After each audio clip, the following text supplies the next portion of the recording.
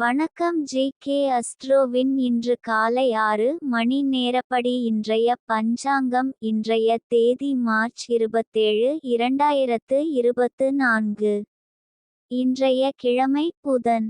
இந்நாளிற்கான ராசி துலாம். இந்நாளிற்கான நட்சத்திரம் சித்திரை 3ஆம் பாதம். இன்றைய திதி துவிதியை. இன்றைய யோகம் வியாகாதம். இன்றைய கரணம் கரஜை. இன்றைய ராசி மீனம் ராசிக்கு சந்திராஷ்டம ராசியாகும்.